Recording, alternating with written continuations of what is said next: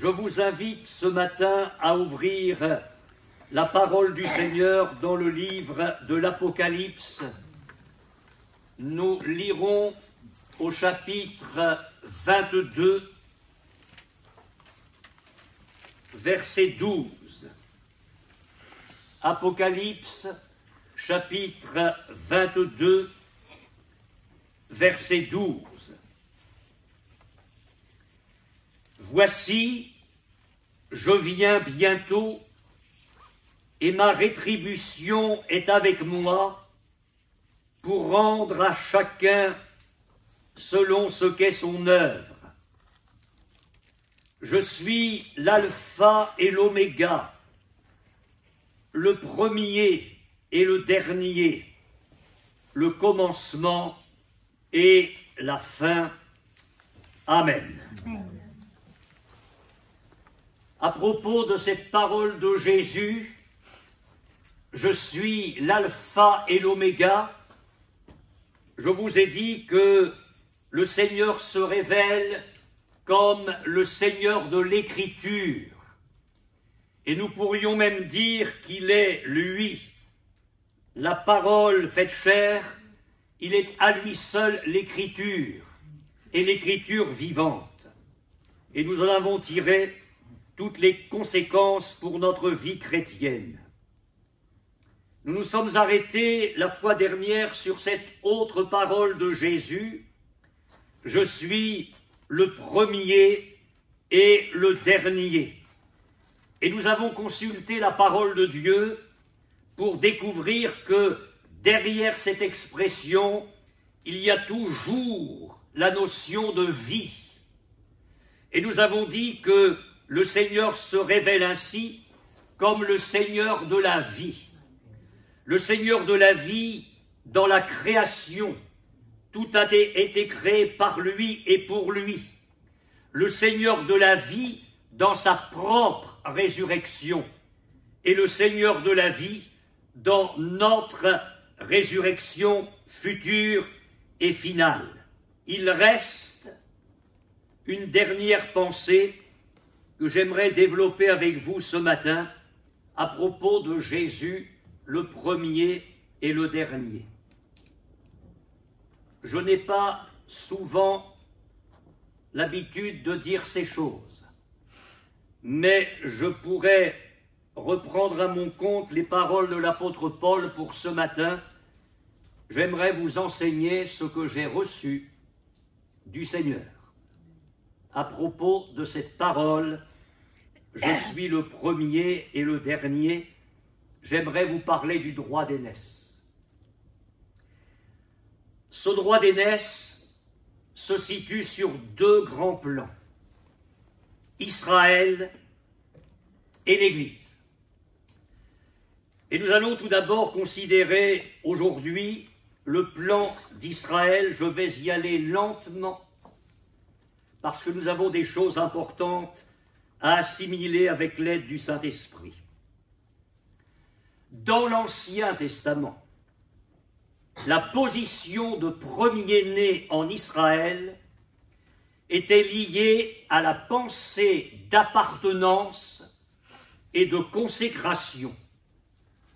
Je vais vous le démontrer bibliquement, mais tout premier-né appartenait à l'Éternel. Le peuple vient tout juste de sortir de l'esclavage d'Égypte. Il est en route vers Canaan, mais on vient tout juste de se mettre en route, que le Seigneur donne à Moïse cette parole. L'Éternel parla à Moïse et dit « Consacre-moi tout premier-né parmi les enfants d'Israël, tant des hommes que des animaux, il m'appartient. » Il m'appartient. Exode 13, versets 1 et 2. Il y a donc là une pensée d'appartenance et de consécration qui se rattache au premier-né. Et j'ai remarqué que ce qui est vrai sur le plan individuel, Dieu va l'étendre à toute la nation d'Israël. Lorsque, beaucoup plus tard, alors que Moïse était parti de l'Égypte et que Dieu l'a mis en formation à l'ITD, Institut théologique du désert, pendant 40 ans, quand Dieu a jugé que l'homme avait suffisamment décanté de son statut de prince égyptien, et qu'il avait appris à sentir le mouton, à être un berger pour son beau-père, alors Dieu l'envoie vers Pharaon. Il y a des gens qui se sont pressés, ils sont toujours pressés de faire quelque chose, mais Dieu, lui, il a le temps. Il a le temps, il nous façonne dans l'ombre, loin de tout, loin de tous. Et quand Dieu a jugé que Moïse était prêt, il va l'envoyer vers l'Égypte et vers Pharaon. Et il y va avec cette parole. Tu diras à Pharaon, ainsi parle l'Éternel, Israël est mon fils, mon premier-né. Donc Dieu a étendu cette notion de l'individu au peuple tout entier. Maintenant, retenez bien le verset que je vais vous citer. Il est tiré du livre d'Osée, au chapitre 11, verset 1er. Quand Israël était jeune, je l'aimais et j'appelais mon fils hors d'Égypte. Dieu parle bien de la nation d'Israël. J'appelais mon fils hors d'Égypte. Je vous cite cette parole du Deutéronome chapitre 14 verset 2 où le Seigneur dit « Tu es un peuple saint pour l'Éternel, ton Dieu. Et l'Éternel, ton Dieu, t'a choisi pour que tu fusses un peuple qui lui appartint entre tous les peuples qui sont sur la face de la terre. » Qui lui appartint. Il y a, vous le remarquez, là encore, pour la nation, une pensée d'appartenance et de consécration. Et encore dans le Deutéronome 26, 18, « Et aujourd'hui, l'Éternel t'a fait promettre que tu seras un peuple qui lui appartiendra, comme il te l'a dit. Israël est le fils premier-né de Dieu, et en tant que premier-né, il lui appartient. » Mais une autre pensée est liée à la position de premier-né en Israël, c'est celle de responsabilité spirituelle, de service. Il n'y a pas que l'appartenance. Tu appartiens pour quelque chose. Et Israël appartient à Dieu en tant que premier-né pour servir le Seigneur. Tu diras à Pharaon, c'est la parole du Seigneur à Moïse, « Ainsi parle l'Éternel, Israël est mon fils premier-né, il est mon fils, mon premier-né, je te dis, laisse aller mon peuple pour qu'il me serve. » Pour qu'il me serve. Il y a donc derrière la pensée du premier-né, non seulement l'appartenance, mais le service. Et dans la pensée et le dessein de Dieu, la libération d'Israël de l'esclavage de l'Égypte devait faire de ce peuple le serviteur de l'Éternel. Et l'Éternel ne va cesser de le proclamer à Pharaon. À chaque fois que Moïse va arriver devant le potentat d'Égypte, à chaque fois, Exode 7, 16, 8, 16, 9, 1, 9, 3, 10, 3. Dieu dit, laisse aller mon peuple pour qu'il me serve. Et effectivement, la vocation d'Israël était glorieuse. Je vous lis encore ces paroles du Seigneur dans le Deutéronome, au chapitre 26, les versets 18 et 19. Tu observeras tous ces commandements afin qu'il te donne sur toutes les nations qu'il a créées. Et c'est intéressant ce matin, c'est passionnant à cause de tous les événements qui sont en train de se produire. Dieu a les regards sur son premier-né. Tu observeras tous ces commandements afin qu'il te donne sur toutes les nations qu'il a créées la supériorité en gloire, en renom et en magnificence, et afin que tu sois un peuple saint pour l'Éternel ton Dieu, comme il te l'a dit. N'en déplaise, Israël est appelé à avoir la supériorité sur toutes les nations. Ça faisait partie du plan initial de Dieu. Et le message confié par l'Éternel à Moïse pour le peuple d'Israël au pied du Sinaï va rassembler ces deux pensées. Dans certaines paroles, Dieu fait allusion à l'appartenance, dans d'autres, il fait allusion au service, mais au pied du Sinaï, Dieu va bloquer les deux images. Et il va rappeler à Israël que non seulement il lui appartient, mais qu'il lui appartient pour le servir. Les deux sont rassemblés au pied du Sinaï, et ce n'est pas pour rien. Exode 19, 5 et 6, « Maintenant, si vous écoutez ma voix, et si vous gardez mon alliance, vous m'appartiendrez entre tous les peuples, car toute la terre est à moi. » L'appartenance vient alors le service. Vous serez pour moi un royaume de sacrificateurs et une nation sainte. Voilà les paroles que tu diras aux enfants d'Israël. Donc je résume, j'ai pas tout à fait fini.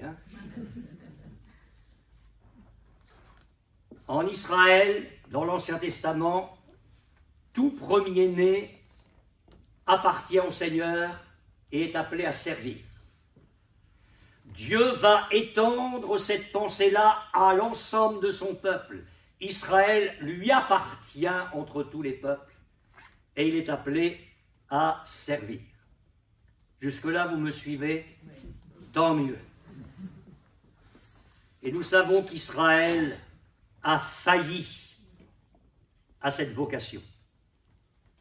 Prenons bien conscience, mes frères et sœurs, quand nous regardons à Israël aujourd'hui, quand nous pensons à Israël, quand nous prions pour Israël, faisons-le avec équilibre.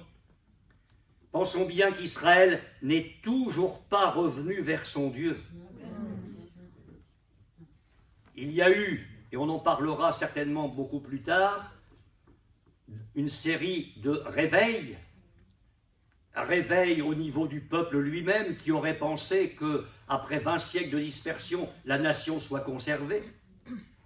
Réveil national, réveil économique, Israël revient dans son pays en 1948 et malgré tout le déchaînement, Israël est toujours là.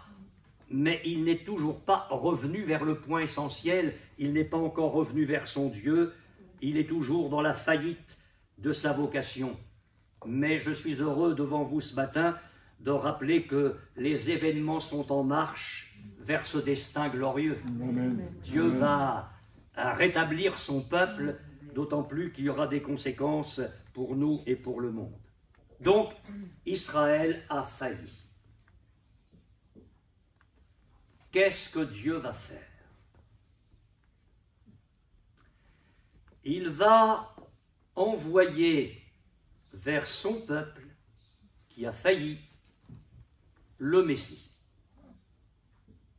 Le Messie qui a été annoncé par les prophètes. Dieu a pris son temps et Jésus vient au moment le meilleur.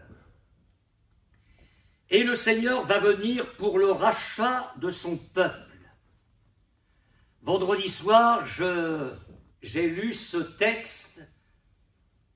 Tu lui donneras le nom de Jésus, c'est lui qui rachètera son peuple. Et j'ai vite étendu à Jean 3,16. Mais si on en reste à ce que l'ange a dit à Joseph, en premier lieu, Jésus vient pour son peuple, Israël. Israël. C'est lui qui rachètera son peuple de ses péchés. Le Messie va venir pour le rétablissement de son peuple et du même coup pour le ramener dans sa vocation initiale. Être un peuple qui a la supériorité sur les nations et qui est appelé à amener le message de Dieu, la personne de Dieu parmi les nations. Jésus vient dans un temps où Israël est en état de rupture totale avec l'Éternel.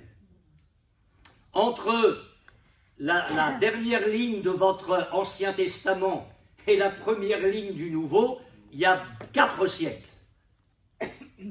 4 siècles pendant lesquels Dieu se tait.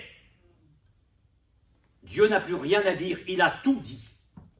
Israël est dans un état de rupture. Il suffit de relire, et je vous conseille de le faire à la maison, les 4 chapitres du livre de Malachie, et nous en avons un tout petit aperçu. Et cette rupture a été évoquée d'une façon terrible par le prophète Osée. Je lis pour vous au chapitre 1er, verset 9, « Et l'Éternel dit, vous n'êtes pas mon peuple, et je ne suis pas votre Dieu. » Donc la rupture est consommée. C'est terrible quand Dieu est obligé de dire cela. Alors oui, dans ce contexte de rupture, alors qu'Israël a failli à sa vocation, le Messie vient. Et l'ange dit à Joseph, c'est lui qui rachètera son peuple de ses péchés. La femme syrophénicienne, on en a entendu parler récemment, vient vers le Seigneur pour sa fille possédée d'un démon. Et à un moment donné, le Seigneur dit quelque chose d'intéressant. Enfin, il dit toujours quelque chose d'intéressant. Je parle dans ce que je suis en train de vous dire. Je n'ai été envoyé qu'aux brebis perdues de la maison d'Israël. Parce que Jésus est venu pour son peuple. Alors bien sûr, après, le salut va s'étendre au monde entier, mais il vient pour son peuple. Et elle, la syrophénicienne, avec ses dieux, sous son paganisme, elle n'a rien à revendiquer, et surtout pas à dire fils de David. Alors elle va persévérer. Et bien sûr, personne n'est exclu du plan de Dieu. Et il y a là comme une anticipation de la grâce, qui dans ce moment-là va partir d'Israël vers les autres, vers les païens. Et parce qu'elle persévère, parce qu'elle est là devant le Seigneur de tout son cœur, le Seigneur lui fait grâce. Mais notez bien cela, je n'ai été envoyé qu'aux brebis perdues de la maison d'Israël. Il vient pour ramener Israël dans le plan de Dieu. Et quand il envoie ses disciples, il leur dit, n'allez pas vers les païens, n'entrez pas dans les villes des Samaritains, allez plutôt vers les brebis perdues de la maison d'Israël. On sent bien qu'il y a une priorité dans le plan de Dieu, la priorité pour Israël. Alors là, mes amis, maintenant je vais vous dire la visite que le Saint-Esprit m'a donnée dans mon bureau hier, parce que tout ça, ce n'était pas prévu pour ce matin.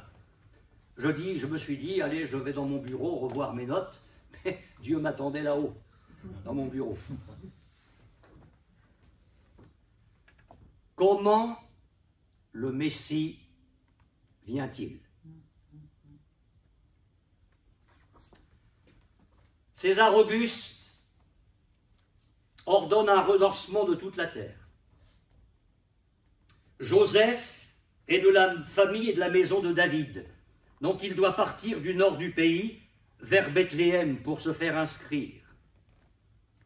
Marie, sa fiancée, est enceinte par la vertu du Saint-Esprit. Elle fait toute la descente de la Galilée jusqu'à Bethléem. Et je lis ceci. Alors qu'ils sont arrivés à Bethléem, pendant qu'ils étaient là, le temps où Marie devait accoucher arriva, et elle enfanta son fils, premier-né. Elle enfanta son fils, premier-né. C'est-à-dire que Dieu est en train de s'engouffrer dans son peuple. Et le Seigneur, homme, va prendre l'identité de son peuple. Il va prendre la position de son peuple et la vocation de son peuple. Son fils, premier-né. Ce qui fait que les deux pensées vont être liées à la personne de Jésus et au plus haut point. Il est le fils premier-né. Ça veut dire que Jésus homme, je veux dire, mais ça frère on le sait, attendez, Jésus homme appartient au Père. Il est le premier-né. Et non seulement il appartient au Père, mais il vient pour servir. Alors je vais vous le démontrer tout ça. L'appartenance, la consécration. Bon, Jésus est né selon la loi du Lévitique. Pour un garçon, la purification des parents dure 33 jours. Quand les jours de purification sont passés, Joseph et Marie apportent au Seigneur l'enfant, ils le présentent au Seigneur, l'enfant dans le temple, selon la loi de Moïse. Et qu'est-ce que l'évangéliste Luc ajoute? Selon la loi de Moïse, tout premier-né sera consacré à l'Éternel. Donc là, dans la personne de Jésus, il n'est qu'un bébé, quelques mois, à peine 2 ans, quelques mois en tout cas là, à ce moment-là. Dès maintenant, l'idée de la consécration, de l'appartenance vient sur la personne de Jésus. 30 ans plus tard, le Seigneur le martèlera encore. Jésus sort de l'eau du baptême. Celui-ci est mon fils bien-aimé. Sur la montagne de la transfiguration, celui-ci est mon fils bien-aimé, mon élu, écoutez-le. Dieu martèle cette réalité de l'appartenance. Jésus est le premier-né. Quant au service, le prophète Ésaïe, au chapitre 42, annonce la venue du Messie. Dieu dit, voici mon fils, mon serviteur, voici mon serviteur, mon élu, en qui mon âme prend plaisir. Jésus est annoncé là comme celui qui allait servir. Dans son enseignement, je passe le contexte, Jésus dit à un moment donné, les chefs des nations les tyrannisent, les grands les asservissent. Mais il ne doit pas en être ainsi au milieu de vous, que celui qui veut être le premier, que celui qui veut être le premier soit le serviteur de tous, que celui qui veut être grand soit l'esclave de tous.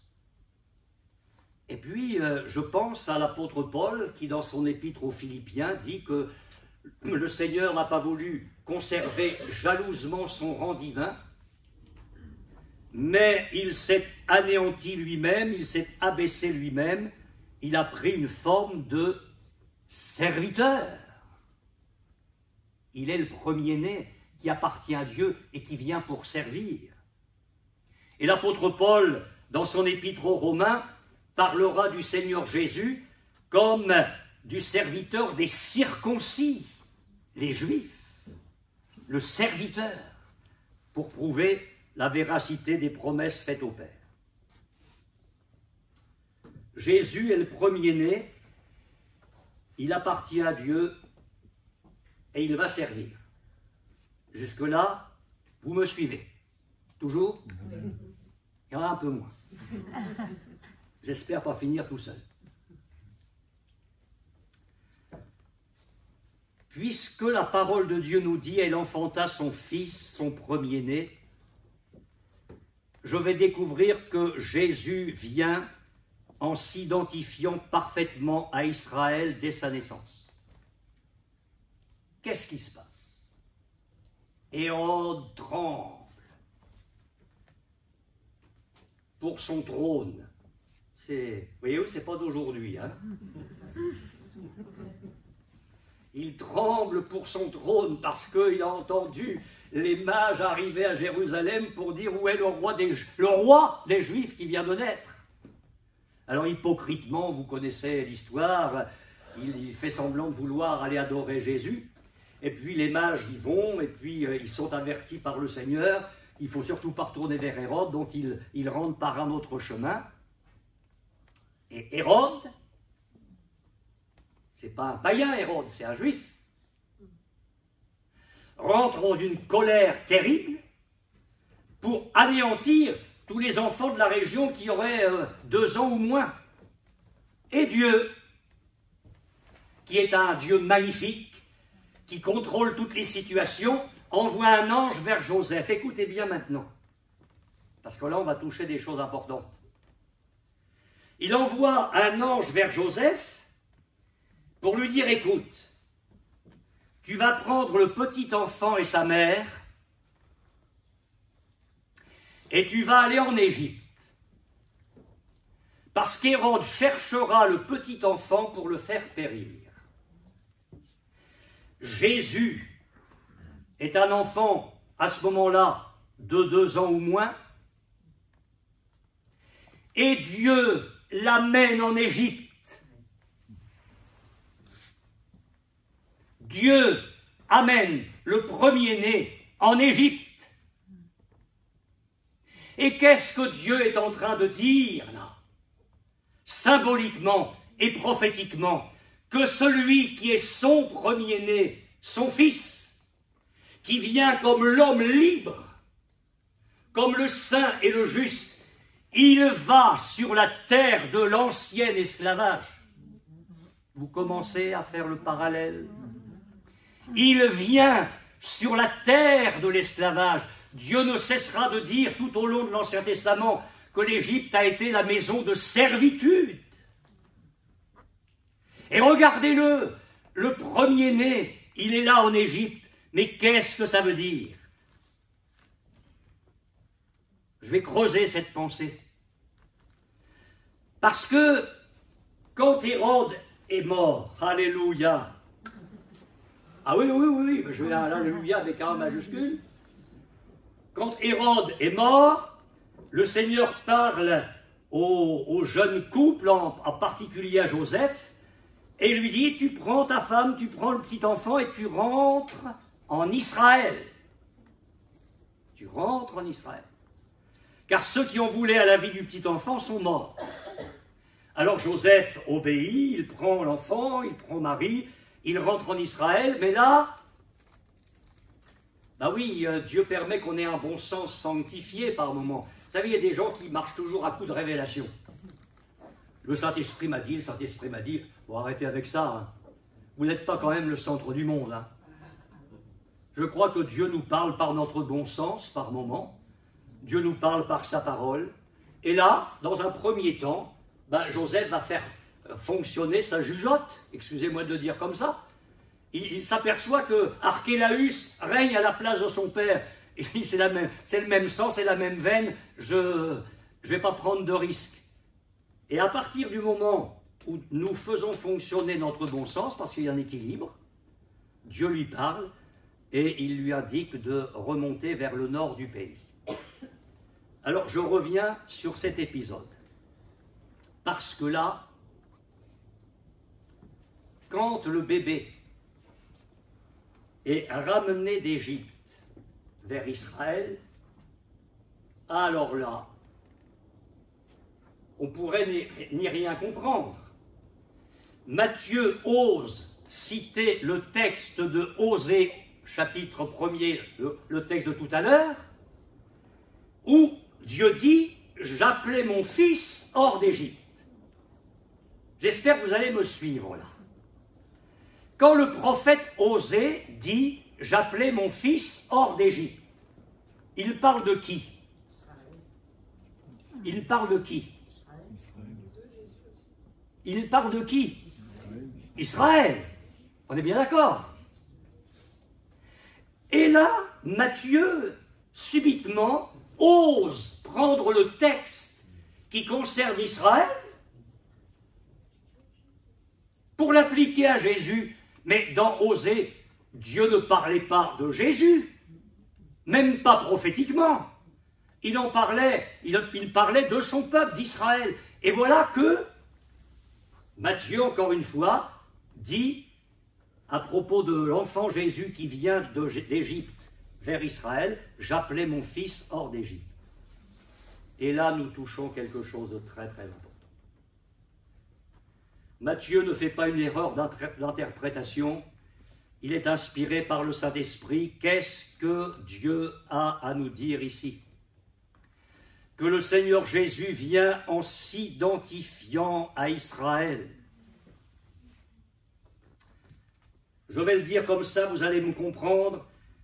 Le Messie entre dans son peuple. Le Messie entre dans son peuple et il va faire corps avec son peuple. De la même façon que son peuple a été sur la terre d'esclavage, il y va comme un rappel. Et de la même façon que Dieu a tiré son fils premier-né, Israël, de l'Égypte, Dieu va tirer son fils premier-né, Jésus, d'Égypte pour le ramener en Israël. Dieu est en train de me dire que le Messie fait corps avec le peuple. Il s'identifie à Israël. Il vient en lui rappelant sa libération, sa rédemption, sa vocation. Une vocation qu'il a perdue. Et lui, le Messie, vient, lui, le Fils de l'homme, parfaitement saint et libre, sur la terre de l'esclavage, et il en sort. Quelle est la mission d'Israël? C'est d'être collaborateur avec Dieu pour la réparation du monde, pour la justice et l'harmonie de la création. Or, qu'était-il annoncé concernant Jésus, le serviteur de l'Éternel par excellence? Ésaïe dit, « Voici mon serviteur que je soutiendrai, mon élu, en qui mon âme prend plaisir. » Il est question du Messie. Il annoncera la justice aux nations. Il annoncera la justice selon la vérité. Il ne se découragera pas, il ne se relâchera point, jusqu'à ce qu'il ait établi la justice sur la terre et que les îles espèrent en sa loi. Je t'établirai pour traiter alliance avec le peuple d'Israël. Avec le peuple, c'est Israël, et pour être la lumière des nations. Ça, c'est Ésaïe 42, versets 1, 3, 4 et 6. Et encore au chapitre 49 d'Ésaïe, je t'établis pour être la lumière des nations, pour porter mon salut jusqu'aux extrémités de la terre. Ça, c'est une parole de Dieu, de l'Éternel, au Messie, à Jésus. Jusqu'alors, vous suivez. Et le Seigneur venant, une fraction d'Israël va se convertir. Une fraction se convertissant va donc être restaurée dans sa pleine appartenance à Dieu et du même coup dans la vocation, le fait de servir l'Éternel. Vocation primitive. Zacharie, le papa de Jean-Baptiste, inspiré par le Saint-Esprit, chante un cantique et il parle de la promesse faite à Abraham, promesse selon laquelle, dit Zacharie, lorsque nous serons délivrés de nos ennemis, nous pourrons servir l'Éternel. Bien. L'apôtre Paul et son équipe missionnaire arrivent à Antioche de Pisidie. Alors, dans la synagogue, on lit la parole de Dieu, l'Ancien Testament, et puis on laisse la parole à l'apôtre Paul qui commence à prêcher l'Évangile et qui rappelle toute l'histoire d'Israël et qui en arrive à Jésus et qui prêche la grâce. À la sortie de la synagogue, beaucoup de juifs, de prosélytes pieux restent attachés là, près de Paul et de Barnabas, Silas, pardon, et puis ils cherchent à en savoir un peu plus sur les choses de la grâce. On leur demande de parler le sabbat suivant sur les mêmes choses. Ils viennent, et là, presque toute la ville est rassemblée, ça arrive de partout. Et les juifs, pas les païens, les juifs, jaloux, commencent à injurier l'apôtre Paul et à le contredire. Alors là, il dit quelque chose. Il dit, puisque vous vous jugez vous-même indigne du message de Dieu, de la grâce de Dieu, je paraphrase, de la personne du Sauveur de Jésus, nous tournerons désormais vers les païens. Car ainsi nous l'a ordonné le Seigneur, je t'établis pour être la lumière des nations, pour porter mon nom jusqu'aux extrémités de la terre. Je vais lentement, mais suivez-moi bien, parce que ce sera important pour un prochain culte. Quand il est dit de Jésus, j'appelais mon fils hors d'Égypte, le Messie entre dans son peuple. Et un texte qui était destiné au peuple est appliqué à Jésus. Maintenant, on a l'inverse. Quand dans le livre d'Ésaïe, Dieu dit à propos du Messie, il l'établit pour être la lumière des nations, ça concerne Jésus à venir. Et l'apôtre Paul à Antioche de Pisidie se sent la liberté de prendre ce texte-là pour lui. Cette fraction d'Israël rachetée, ramenée dans sa vocation. Qu'est-ce que ça veut dire? Mais ça veut dire l'inverse, qu'à ce moment-là, le peuple est amené dans le Messie. Vous me suivez? Le peuple est amené dans le Messie. Au départ, le Messie est amené dans le peuple parce que rien ne peut se faire sans ça. Mais quand la grâce de Dieu est à l'œuvre, quand la puissance de Dieu est à l'œuvre, quand les gens se laissent faire par le Seigneur, alors ils sont placés dans le Christ. De telle sorte que la personne de Jésus devient leur propre personne. Ils ressemblent au Seigneur. Et la vocation de Jésus devient la leur. C'est ce que nous pouvions dire ce matin concernant Jésus le premier. Je pense que vous avez bien mangé. Jésus, d'abord le premier-né en Israël, appartenance et service, puis le peuple tout entier qui est le premier-né de Dieu, puis Jésus qui vient s'introduire au milieu de son peuple, donc il fait corps avec son peuple, et quand son peuple se laisse faire, il fait corps avec lui. Jésus est bien le premier pour Israël. Vous êtes bien d'accord? Mais, et le dernier alors? Il en manque un bout à la prédication ce matin. Le dernier.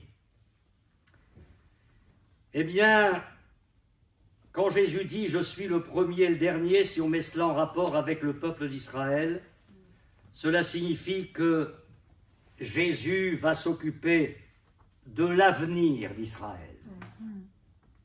L'avenir d'Israël en tant que premier-né de Dieu. Et Israël, mes amis, va se convertir. Amen. Israël va se convertir. Amen. Dans l'Épître aux Romains, chapitre 11, verset 12, Paul écrit « Or, si leur chute a été la richesse du monde, et leur amoindrissement la richesse des païens, combien plus en sera-t-il ainsi quand ils se convertiront tous? Il va être le dernier pour Israël. Ils vont tous se convertir. Et encore dans Romains 11, versets 25 et 26, « Je ne veux pas, frères, que vous ignoriez ce mystère, afin que vous ne vous regardiez point comme sages. » Il parle aux païens convertis, nous. C'est qu'une partie d'Israël est tombée dans l'endurcissement jusqu'à ce que la totalité des païens soit entrée, et ainsi tout Israël sera sauvé. Selon qu'il est écrit, le libérateur viendra de Sion, et il détournera de Jacob les impiétés. Vienne l'Antichrist, ses jours sont comptés. Vienne le faux prophète, ses jours sont comptés. Viennent les nations avec le dessein d'exterminer Israël. Le destin des nations est compté, le ciel va s'ouvrir. Et il va paraître sur un cheval blanc. Et il va être suivi de toutes les armées célestes sur des chevaux blancs. Et j'imagine alors ce qui va se passer en bas. L'Antichrist ne sera qu'une poussière. Le faux prophète ne sera qu'une poussière. Les nations ne sauront rien. Il vient comme le dernier. Il vient comme le dernier, celui qui a le dernier mot dans l'histoire du monde. Amen. Et pour rester dans mon message de ce matin, celui qui a le dernier mot pour Israël, ils se convertiront tous. Et Israël va alors entrer dans la plénitude de sa vocation initiale. Il partagera la gloire du règne millénaire de Christ. Et il sera rétabli dans sa vocation. Il sera le témoin de son Messie à la face de toutes les nations. Alors je vous ai dit la fois dernière que quand Jésus dit « je suis le premier et le dernier », c'est en rapport avec la vie. Ben, on y est toujours. Hein. Parce que Paul dit que si le rejet d'Israël a été la bénédiction, le rétablissement, la réintégration des païens, alors qu'est-ce que ça sera quand Israël va se tourner vers le Seigneur? Il dit, écoutez bien, il dit ce sera une vie d'entre les morts. Une vie d'entre les morts. Quand Jésus va être le dernier pour Israël, c'est encore pour communiquer la vie. Vous avez 2 minutes et demie.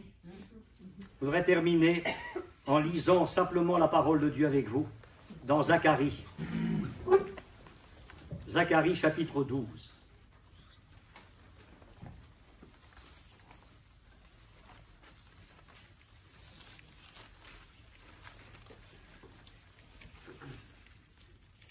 Je vais prendre le temps de lire tout ce texte avec vous. Vous allez en comprendre la brûlante actualité. Oracle, parole de l'Éternel sur Israël. Ainsi parle l'Éternel qui a étendu les cieux et fondé la terre, et qui a formé l'esprit de l'homme au-dedans de lui. Voici, et on est en plein dedans, voici je ferai de Jérusalem une coupe d'étourdissement pour tous les peuples d'alentour, et aussi pour Juda, dans le siège de Jérusalem. En ce jour-là, je ferai de Jérusalem une pierre pesante pour tous les peuples. On n'a jamais autant parlé d'Israël qu'aujourd'hui. On n'a jamais autant parlé de Jérusalem qu'aujourd'hui. Jérusalem devient une pierre pesante pour les nations. Tous ceux qui la soulèveront seront meurtris. Et toutes les nations de la terre s'assembleront contre elle. L'antisémitisme monte. Ça germe tout ça, c'est en train de se mettre en place. En ce jour-là, dit l'Éternel, je frapperai d'étourdissement tous les chevaux et de délire ceux qui les monteront, mais j'aurai les yeux ouverts sur la maison de Juda quand je frapperai d'aveuglement tous les chevaux des peuples. Les chefs de Juda diront en leur cœur, les habitants de Jérusalem sont sans force, sont notre force, par l'Éternel des armées leur Dieu. En ce jour-là, je ferai des chefs de Juda comme un foyer ardent parmi du bois et comme une torche enflammée parmi des gerbes. Ils dévoreront à droite et à gauche tous les peuples d'alentour, et Jérusalem restera à sa place. À Jérusalem, L'Éternel sauvera d'abord les tentes de Juda, afin que la gloire de la maison de David, la gloire des habitants de Jérusalem, ne s'élève pas au-dessus de Juda. En ce jour-là, l'Éternel protégera les habitants de Jérusalem, et le faible parmi eux sera dans ce jour comme David. La maison de David sera comme Dieu, comme l'ange de l'Éternel devant eux. Et il va être le dernier. Il va être le dernier. Je m'efforcerai de détruire toutes les nations qui viendront contre Jérusalem. Mais Israël doit passer par la moulinette de la repentance, du retour à Dieu. La gloire d'Israël ne se fera pas parce qu'il est Israël. Ça ne suffira pas. Il devra se courber devant le Seigneur et se repentir. Israël a besoin de se repentir. Israël a besoin de se convertir. Alors, verset 10. Et dans ce moment-là, ça va être quelque chose. J'essaie d'imaginer, ça va être quelque chose. Alors je répandrai sur la maison de David et sur les habitants de Jérusalem un esprit de grâce et de supplication. Ils tourneront les regards vers moi, celui qu'ils ont percé. Ils l'ont rejeté, ils l'ont mis de côté, ils l'ont mis sur une croix, ils n'ont pas voulu reconnaître le Messie. Mais Dieu a les yeux sur son premier-né et il va ramener le premier-né dans la vocation initiale. Ils tourneront les regards vers moi, celui qu'ils ont percé, ils pleureront sur lui, comme on pleure sur un fils unique.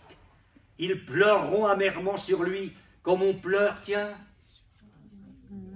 c'est bizarre.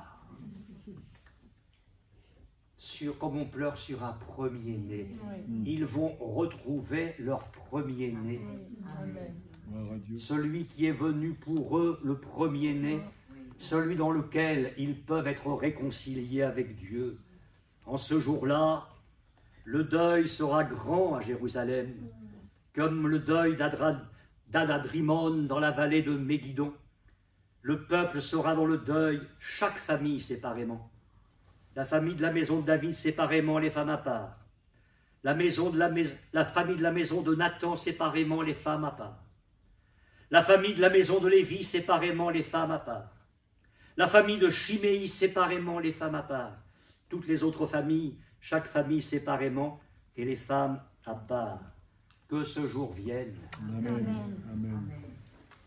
Quand vous priez, dites que ton règne vienne. Amen. Oui, nous voulons vraiment prier et attendre le Seigneur de tout notre cœur. Alors je voudrais vous parler du roi d'aînesse pour l'Église. Mais ça, ce sera pour une prochaine fois. Mais je pense que déjà, vous allez faire la petite bascule avec ce qui a été dit pour Israël. Là, on a une petite idée de ce que Dieu désire faire avec nous, ses enfants. Parce que, à propos de l'Église, c'est simplement comment on appelle ça au restaurant, la mise en bouche. À propos de l'Église, il est parlé de Jésus comme du premier-né. Le premier-né d'une race nouvelle, c'est nous. Alors on va voir ce que ça implique pour chacun de nous.